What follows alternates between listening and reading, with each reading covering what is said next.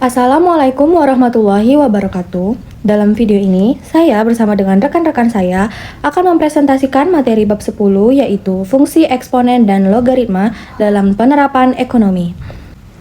Di mana video ini merupakan tugas yang akan menunjang nilai kami pada mata kuliah Matematika Ekonomi dan Bisnis yang diempu oleh Bapak Profesor Dr. Dede Ruslan MS.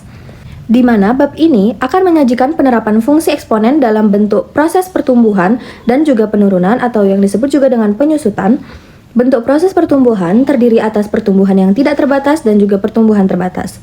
Kemudian untuk penggunaan fungsi logaritma itu sendiri sebagai penyelesaian atau pemecahan persamaan-persamaan yang terbentuk secara eksponensial.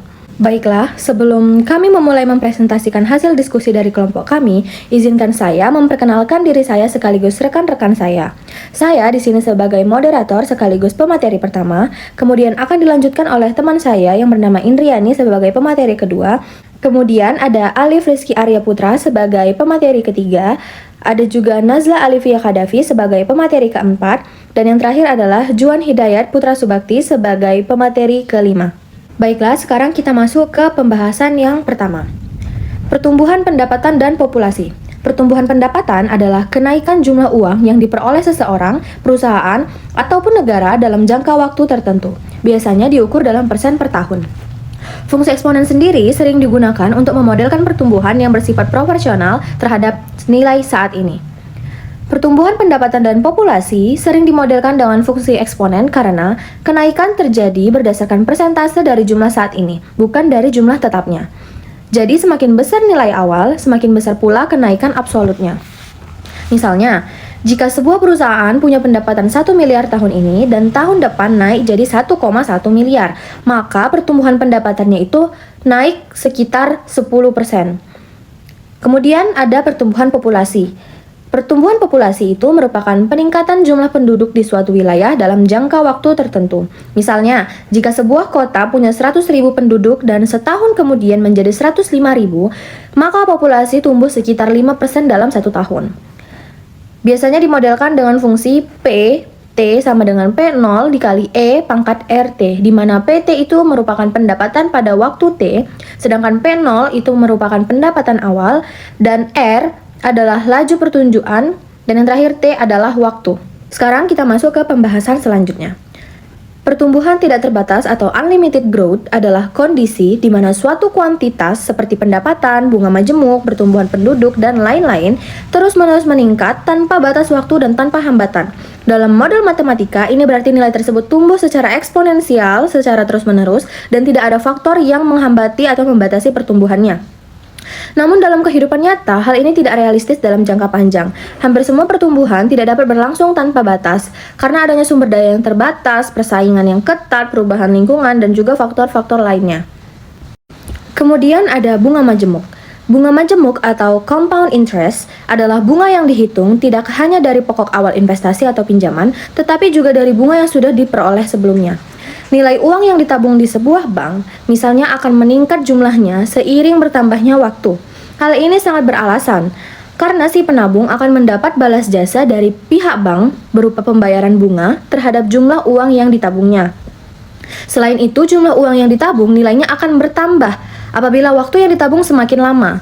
Oleh karena itu, dapat dikatakan bahwa salah satu variabel yang mempengaruhi jumlah uang adalah variabel waktu. Jadi bunga itu menghasilkan bunga, makanya dikatakan dengan bunga majemuk. Nah, kemudian secara matematis dapat dikatakan bahwa nilai uang adalah fungsi dari waktu atau dapat ditulis sebagai F sama dengan GN, di mana F itu merupakan jumlah uang di masa datang dan N itu merupakan jumlah periodenya. Misalkan nih, modal awal adalah Rp1 pada tahun pertama. Dibunga majemukkan sebesar 100% per tahun. Maka nilai pada akhir tahun akan menjadi Rp2, yaitu masukkan ke rumusnya F1 sama dengan modal awal ditambah modal awal dikali dengan 100%, di mana modal awalnya itu adalah Rp1 dikalikan dengan bunga majemuknya, yaitu sebesar 100%.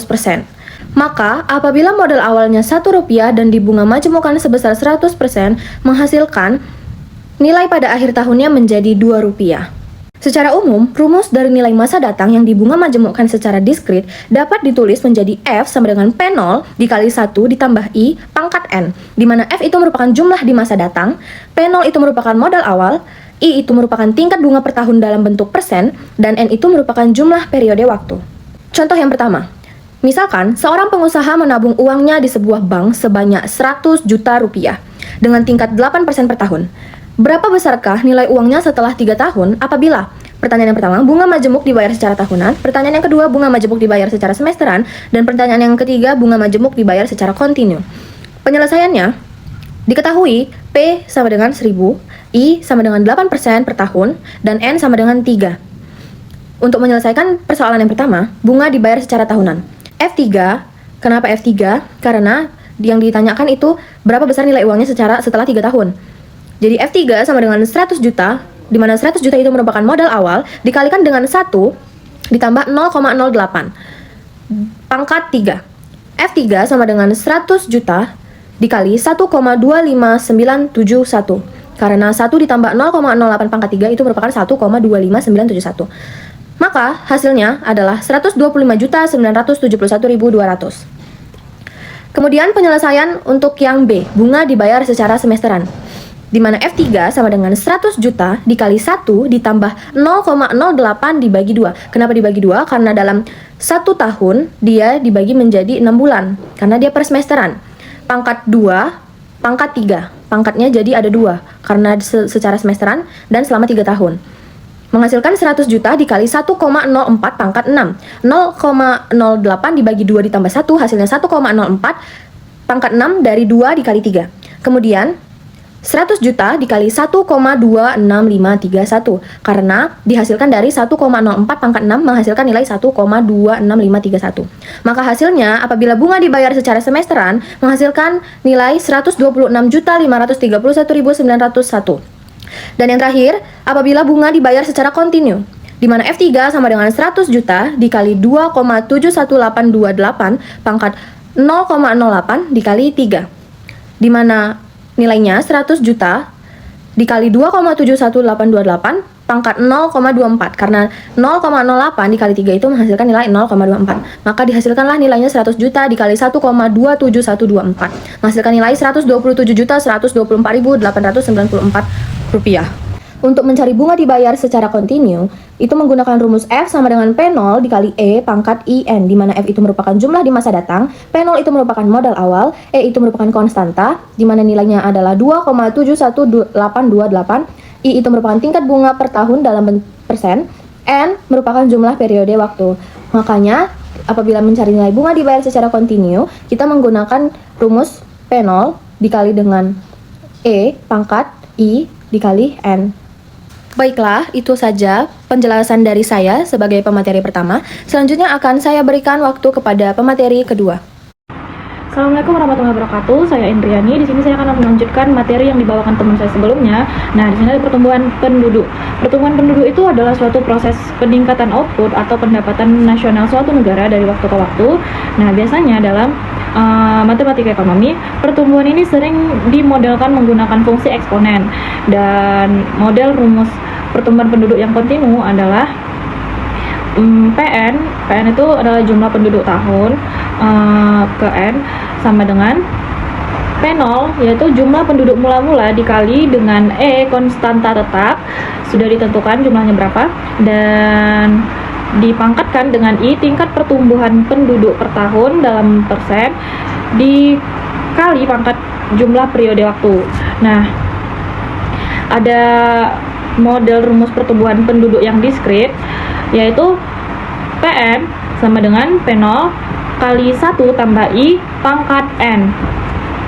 Nah, kita ambil contohnya, yaitu masuk kita ke contoh, misalkan penduduk di sebuah kota setelah disensus berjumlah 600.000 orang pada tahun 2016. Pertumbuhan penduduknya sebesar 2% per tahun. Berapa jumlah penduduk kota ini setelah 10 tahun kemudian? Nah, penyelesaiannya kita cari dulu yang diketahui yaitu jumlah penduduk mula-mula, yaitu 600.000. Tingkat pertumbuhan penduduknya 2% atau 0,02 per tahun. Nah, jumlah periode waktunya ada 10.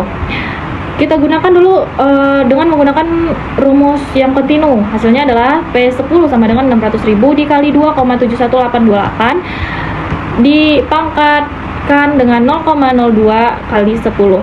Nah, P10 sama dengan 600.000 dikali 1,22140 sama dengan 732.841,56 sama dengan 732.842 orang.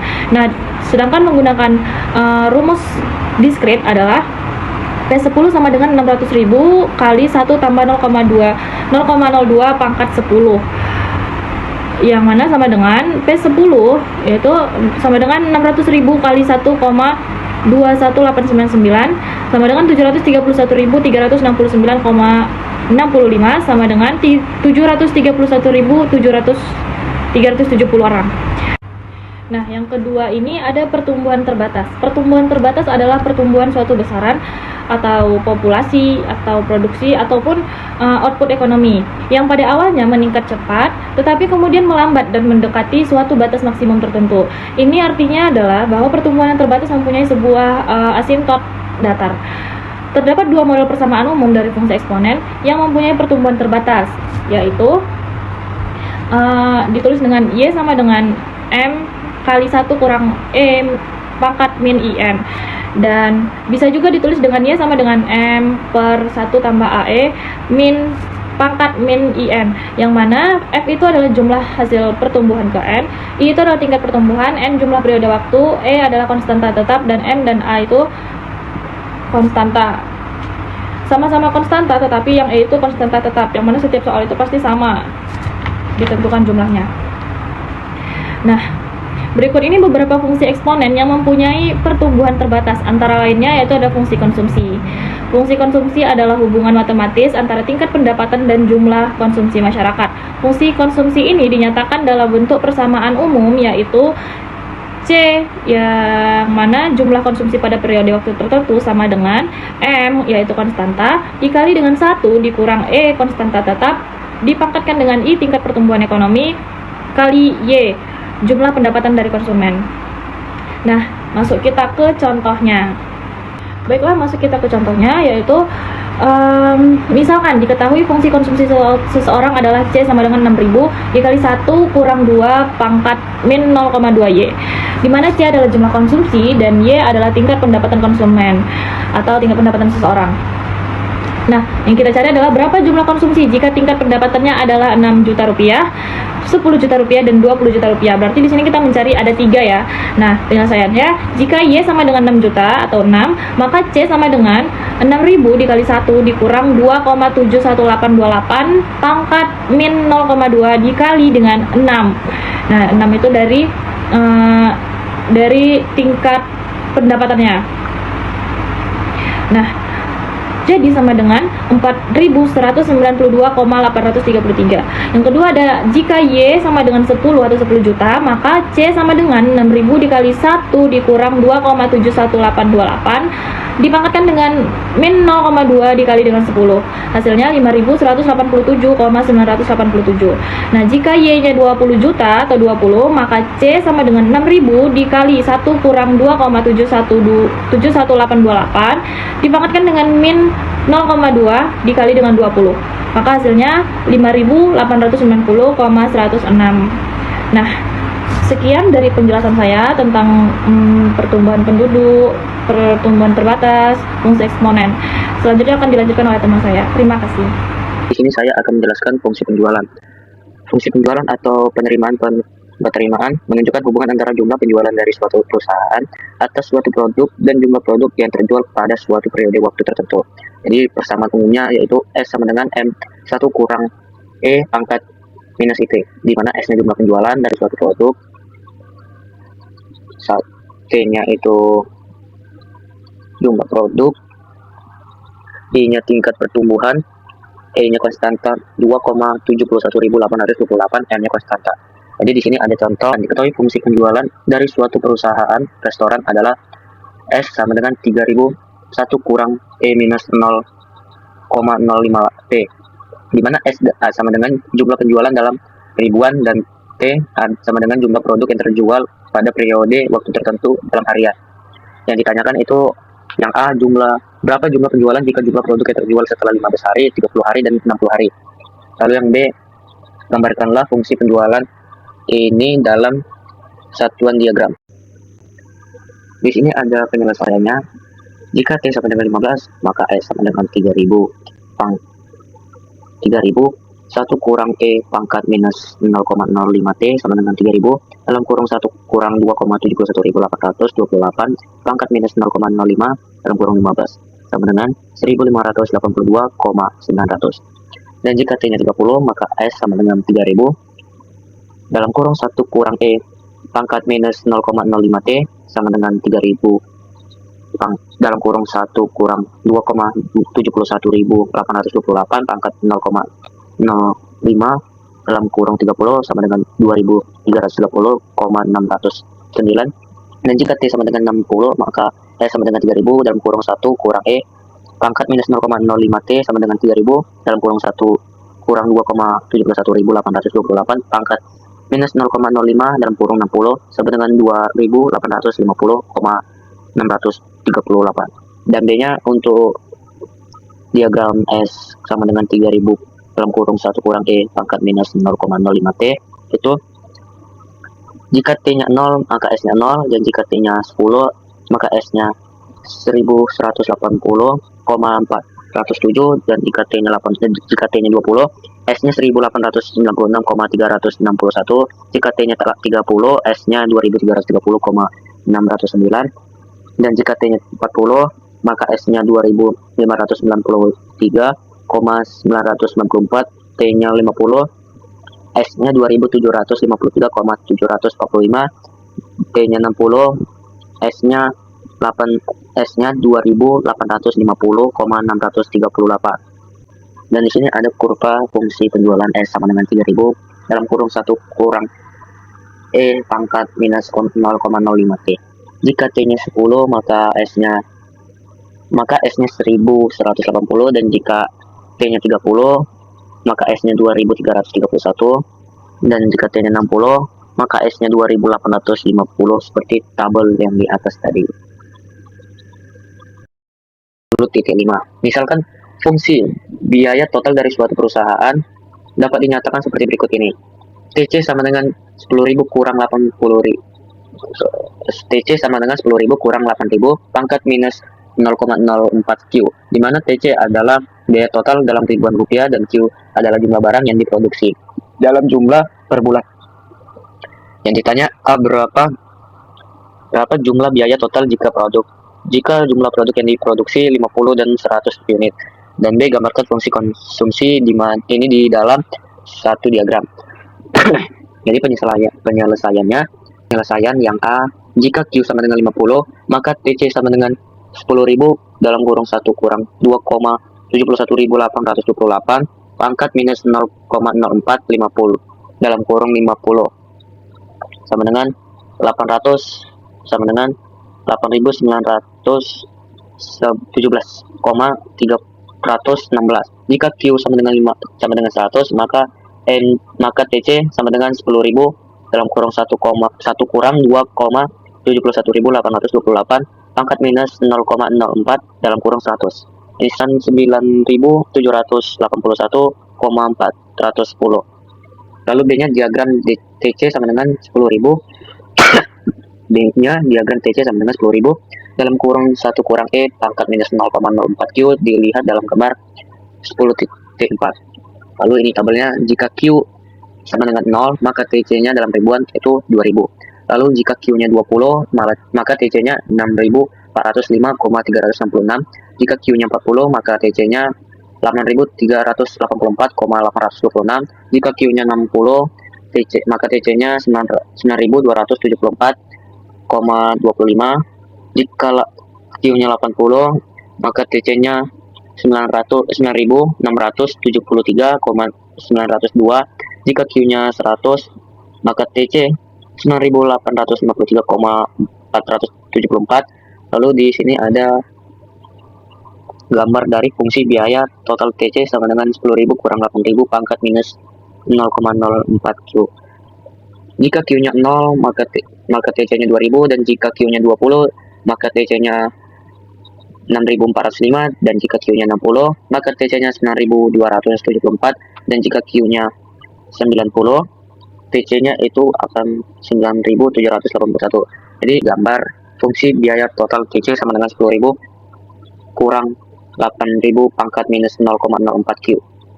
Assalamualaikum warahmatullahi wabarakatuh. Perkenalkan, nama saya Naza Alifia Kadafi dengan NIM 7253220015.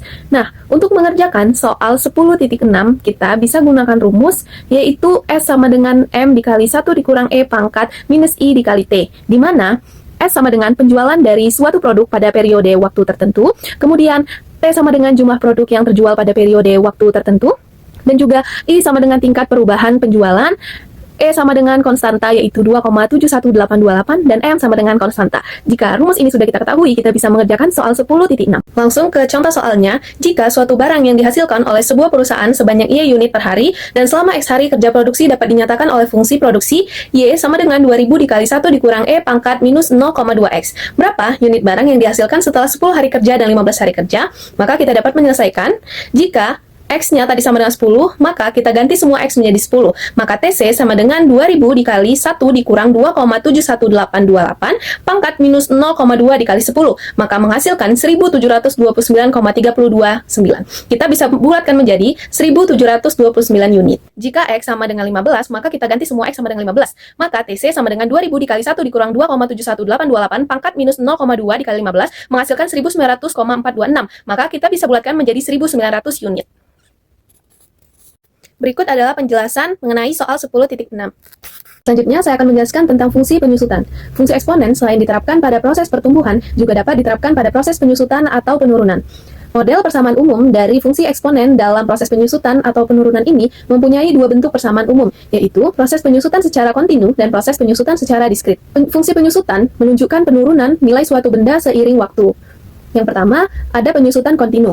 Kita bisa masukkan rumus F sama dengan P0 dikali E pangkat minus I dikali N, di mana F sama dengan nilai setelah waktu tertentu, P0 sama dengan nilai awal, E sama dengan bilangan eksponensial, sekitar 2,71828, I tingkat penyusutan N waktu. Tanda minus di eksponen menunjukkan nilai berkurang. Selanjutnya, yang kedua yaitu penyusutan diskrit. Kita bisa masukkan rumus F sama dengan P0 dikali 1 dikurang I pangkat N. Keterangannya, nilai berkurang setiap periode, misalnya tiap tahun. Basis 1 dikurang I menunjukkan setiap periode nilainya dikalikan faktor yang lebih kecil dari 1. Nah, perbedaannya, penyusutan kontinu terjadi terus-menerus, sedangkan penyusutan diskrit terjadi per periode atau waktu tertentu. Untuk lebih memahami materi fungsi penyusutan, kita bisa lihat contoh soal 10.7. Misalkan telah diketahui nilai dari suatu produk untuk dijual kembali mempunyai persamaan F sama dengan GN sama dengan 50 juta dikali E pangkat minus 0,2N. Hitunglah nilai penjualan kembali setelah 6 tahun dan 10 tahun kemudian, dan gambarkanlah grafiknya dalam satu diagram. Selanjutnya, untuk cara penyelesaiannya atau mengerjakan, yang pertama, penjualan kembali setelah 6 tahun, maka kita ketahui N-nya sama dengan 6. Nah, kita masukin 6 tadi ke F. F sama dengan 50 juta dikali E pangkat minus 0,2 dikali 6, maka 50 juta dikali E pangkat minus 1,2. Nah, nilai E kan sama dengan 2,71828. Kita pindahi pangkatnya agar bernilai positif menjadi 1 per 2,71828 pangkat 1,2. Dapatlah hasilnya menjadi 0,301194. Maka 50 juta dikali 0,301194 hasilnya adalah 15.059.722,7. Nah, penjualan kembali setelah 10 tahun, maka kita ketahui N-nya sama dengan 10. Kita masukin ke fungsi yang tadi. F sama dengan 50 juta dikali E pangkat minus 0,2 dikali 10 sama dengan 50 juta dikali E pangkat minus 2. Sama seperti yang tadi, kita pindahin pangkatnya agar bernilai positif menjadi 1 per 2,71828 pangkat 2. Maka dapatlah hasilnya 0,135335. Maka 50 juta dikali 0,13535 hasilnya adalah 6.766.773. Selanjutnya, untuk grafik fungsi F sama dengan 50 juta dikali E pangkat minus 0,2N, setelah ketemu titik-titik tadi, kita bisa menggambarkan grafiknya, yaitu seperti pada gambar berikut. Nah, nilai F menurun seiring bertambahnya N, menunjukkan proses penyusutan secara kontinu. Penjelasan mengenai soal 10.7. Nah, di sini selanjutnya saya akan menjelaskan fungsi logaritma. Fungsi logaritma digunakan untuk menyelesaikan persamaan yang berbentuk eksponensial. Jika bentuknya memakai bilangan pokok E, maka digunakan logaritma alami, in, untuk menyelesaikannya. Kita lihat contoh soal 10.8. Misalkan, penduduk di sebuah kota setelah disensus berjumlah 600.000 orang pada tahun 2003. Pertumbuhan penduduknya sebesar 2% per tahun. Pada tahun berapakah jumlah penduduk kota ini akan mencapai 750.000 orang? Nah, penyelesaiannya kan sudah kita ketahui tadi P0-nya sama dengan 600.000, Pn-nya sama dengan 750.000, dan I-nya sama dengan 2% atau 0,02. Penyelesaiannya kita bisa gunakan rumus pertumbuhan penduduk kontinu, yaitu Pn sama dengan P0 dikali E pangkat I dikali N. Nah, substitusikan nilai yang diketahui. 750.000 sama dengan 600.000 dikali E pangkat 0,02 dikali N. Bagi kedua sisi dengan 600.000. Maka 750.000 dibagi 600.000 sama dengan E pangkat 0,02 N. Sama dengan 1,25 sama dengan E pangkat 0,02 N. Langkah penggunaan logaritma alami atau in, kita bisa untuk menghilangkan pangkat ambil in di kedua sisi. Maka in 1,25 sama dengan in E pangkat 0,02 N. Karena in E pangkat X sama dengan X, maka in 1,25 sama dengan 0,02 N. Hitung in 1,25. 0,2231 sama dengan 0,02 N. Nah, N sama dengan 0,2231 kita bagi 0,02. Maka dapatlah N-nya sama dengan 11,15. Maka kesimpulannya, populasi akan mencapai 750.000 orang setelah 11,15 tahun dari 2003 atau sekitar tahun 2014. Nah, itulah untuk penjelasan dari soal 10.8. Baik, saya di sini akan menjelaskan tentang pertumbuhan rata-rata. Pertumbuhan rata-rata ini digunakan untuk menghitung tingkat pertumbuhan rata-rata dan rata-rata geometri. Selanjutnya tingkat pertumbuhan rata-rata. Kadangkala dalam bidang ekonomi dan bisnis, jumlah nilai dari periode waktu awal P0 telah diketahui dan seiring berjalannya waktu, nilai periode waktu akhir PN dapat diketahui juga. Sekarang kita ingin mengetahui berapa jumlah tingkat pertumbuhan rata-rata sepanjang periode waktu tersebut. Untuk memperoleh tingkat pertumbuhan rata-rata, rumusnya ialah I sama dengan akar pangkat N dari PN dibagi P0, kemudian hasilnya dikurangi 1. Selanjutnya itu ialah di mana I tingkat pertumbuhan rata-rata, P0 jumlah nilai periode waktu awal, dan PN jumlah nilai periode waktu akhir. Selanjutnya kita masuk ke rumus tingkat contoh soal. Misalkan penduduk di sebuah kota setelah disensus berjumlah 1 juta orang pada tahun 2007. Setelah 10 tahun kemudian, pada tahun 2017, penduduknya telah berjumlah sebesar 1.300.000 orang. Berapakah tingkat pertumbuhan rata-rata penduduk kota ini? Penyelesaiannya itu ialah rumusnya I sama dengan akar pangkat 10 dari 1.300.000 dibagi 1 juta. Kemudian hasilnya dikurangi 1. Hasil pembagian 1.300.000 dengan 1 juta adalah 1,3. Jadi perhitungannya menjadi I sama dengan akar pangkat 10 dari 1,3 dikurangi 1. Hasilnya itu I sama dengan 1,02658 dikurangi 1. Hasil akhirnya I sama dengan 0,2658. Untuk mengubahnya menjadi persentase, angka ini dikalikan 100 sehingga menjadi 2,66%. Jadi tingkat pertumbuhan rata-rata penduduk di kota itu adalah 2,66% per tahun. Selanjutnya kita akan membahas tentang rumus rata-rata geometri. Rumus ini digunakan untuk menghitung rata-rata dari sekelompok angka yang saling berkaitan, misalnya angka pertumbuhan dari tahun ke tahun. Rumusnya itu ialah GM sama dengan akar pangkat N dari hasil perkalian X 1, X2 hingga Xn.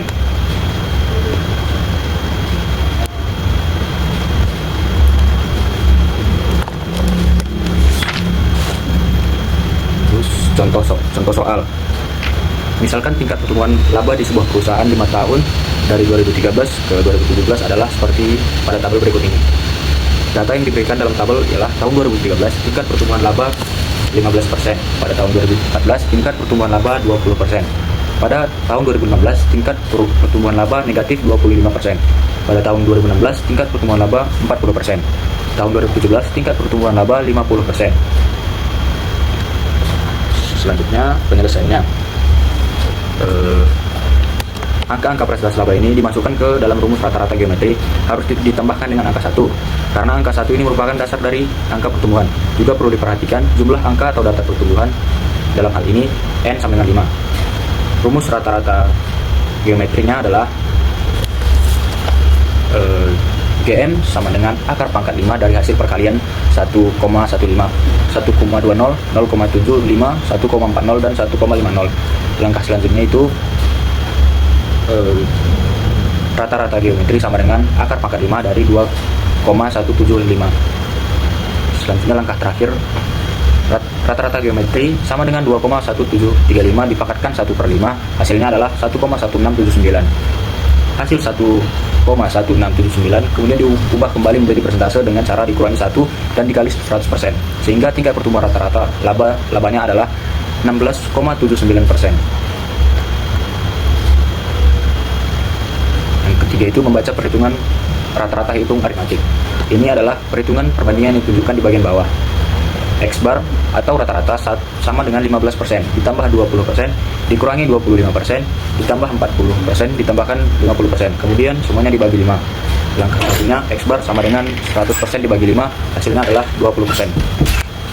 Jadi hasil dari rata-rata geometri 16,79% dan rata-rata hitung 20%, hasil ini agak berbeda dari biasanya. Hasil dari rata-rata geometri lebih kecil daripada rata-rata hitung.